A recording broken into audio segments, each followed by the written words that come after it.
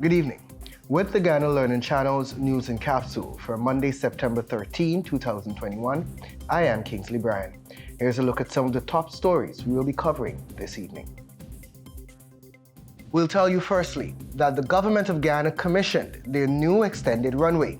The Cheddi Jagan International Airport now boasts one of the longest runways in the region. Then we'll tell you that Barama is set to return to the logging industry. After 30 years, $1 billion to be invested in operational expansion. Then we'll tell you that 5 new wells are to be drilled in the Pomeroon, as government commits to providing safe and adequate water for all. And in news from the region, OECS Commission launches Global Digital Library. That library contains over 6,000 books in 83 different languages. And on the international scene, Cuba begins child vaccination process. Kids as young as 2 years old being immunized. And now for the news in detail. Guyana now has one of the longest runways in the region, following the commissioning of the new runway at the Cheddi Jagan International Airport on Sunday at Temeri on the east bank of Demerara. The efficiency and capacity of the airport have been greatly boosted as the expansion allows the airport to accommodate large aircrafts to land and take off at full capacity. The Boeing 737-800, Boeing 757 and 767-200 are known to land at the CJIA. But now Boeing 777, 787, and Airbus 350, 321 can be accommodated as a result of the expansion. It was highlighted during the commissioning that the current runway was built in compliance with hundreds of international civil aviation standards. The runway project, which forms part of the wider US $150 million expansion project being executed by the China Harbor Engineering Corporation, also includes an instrument landing system, which is expected to reduce flight diversion by 90%. The cost of that system is $518 million. Pilots will be able to use their instruments to land with this system, which includes distance measurement and a precision approach patch indicator. The indicator had to be installed so that the complete system is certified for use by the aircraft. Annually, 12 of 370 flights have to be diverted or redirected or sometimes circle for as long as they can as a result of poor weather. It is expected that with this expansion, more airlines will be interested in operating out of Guyana. Then, the Barama Company Limited plans to make an investment of $1 billion to expand its local operations and make a return to the logging industry. This was announced by the General Manager, Mahindra Chand, who was speaking at the company's Land of Canaan East Bank Demerara headquarters on Sunday, when the company celebrated its 30th year of operations in Guyana. A press release from the Office of the President noted that Chand, in his presentation, projected that the log intake for the next year would be between $800 million and $1 billion from local operators. This is expected to create hundreds of new direct and indirect jobs. The company also launched a new water-resistant plywood. Importantly, Chand highlighted that the company is looking to finalize an investment of nearly $1 billion to expand its operations again, which includes returning to the logging business. For context, Barama had invested in excess of US $43 billion in its operations in Guyana since its establishment in 1991. The logging firm was considered one of the country's largest employers with approximately 800 Guyanese. The president noted that his government will do all that it can to refuel the growth of Barama and others in the sector. Minister of Foreign Affairs and International Cooperation, Hugh Todd, and the Minister of Natural Resources, Vikram Bharat, and Foreign Secretary Robert Prasad were also in attendance at the event. Meanwhile, Minister of Housing and Water, the Honorable Colin Crowell, has announced that in keeping with the government's commitment to provide safe and adequate water for all, 5 new potable water wells will be drilled in the Pomeroon in 2022. The minister made the announcement during a ministerial outreach to Region 2 at the weekend. He said the project was catered for under the 2021 national budget. but was delayed due to technical reasons along with the challenges of the pandemic. Minister Kroll told residents that the government is cognizant of the water woes affecting the region and is working assiduously to bring relief to the people.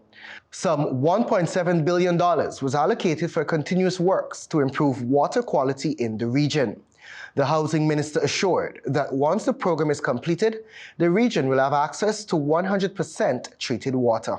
Additionally, residents were informed that $40 million will be expended to commence infrastructure works at Buxton and St. Joseph in Charity. Works on access bridges and roads to the new housing developments are also expected to begin soon. Under the ministry's 2022 program, $628 million will be spent to upgrade several roads and bridges in the old and new Charity housing schemes. And in the world of sports, the Guyana Amazon Warriors confirmed their place in the 2021 Hero Caribbean Premier League semifinals with a second consecutive win over the Jamaica Tallawahs. Just like the previous encounter between the two sides, the Amazon Warriors won the toss and elected to bat first. And although they found themselves in a perilous position at 75 for 7, Romario Shepherd, 72 not out, ensured they set a target the Tallawahs never looked likely to chase. In reply, the Tallawahs once again succumbed to a heavy defeat as their innings never got going amidst a cluster of regular wickets. Only late hitting from Chris Green prevented them from falling to a heavier defeat. Shepherd's power hitting counterattack took the Amazon Warriors to a very healthy 142 for 7 to pile all the pressure back on the Tallawahs. And that story was extracted and modified from the newsroom. And in news from the region, the Organization of Eastern Caribbean States Commission is pleased to announce the launch of the Global Digital Library as its first digital public good for education. This launch is an important part of the broader strategic objective of the OECS Commission to develop a digital learning ecosystem that supports lifelong learning throughout the member states.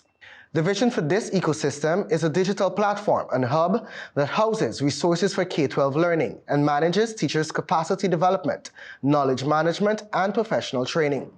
The Global Digital Library is an open education repository targeting early learners and contains over 6,000 books in 83 languages and a fast-growing repository of early mathematics resources. It can be found at https://digitallibrary.io. The GDL is designed to be user-friendly for children, teachers, parents, and other caretakers.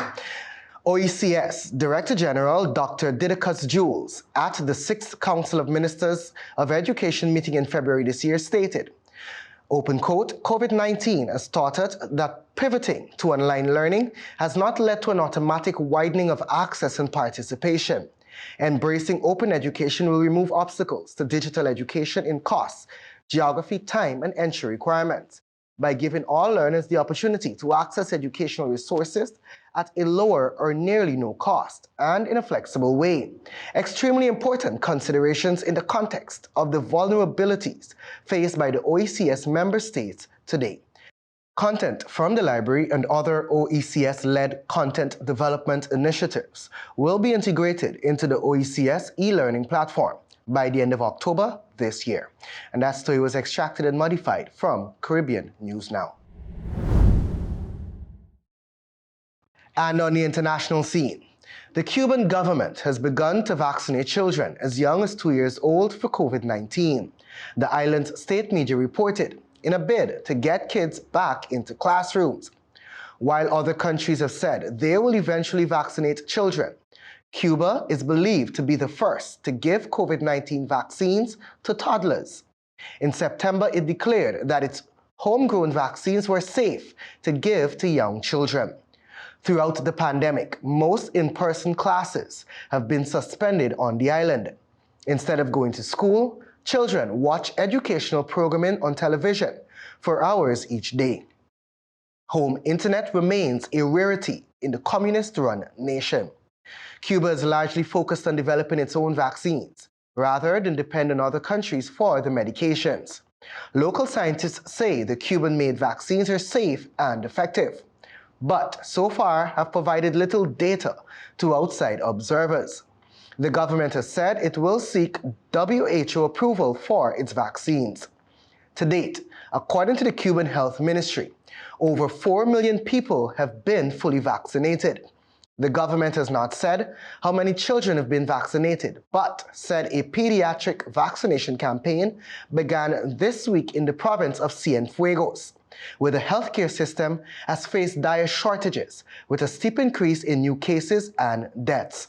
The Cuban government also said it hoped to vaccinate over 90% of the population of 11.2 million people before reopening international borders in mid-November. And that story was extracted and modified from CNN. And that's our news broadcast for Monday, September 13, 2021. Please join us for a rebroadcast tomorrow morning. On behalf of myself and technical team, thanks for watching. Please stay tuned to our regular programming. And remember to observe all the necessary precautionary methods to fight off COVID-19. We're all in this together. Good evening.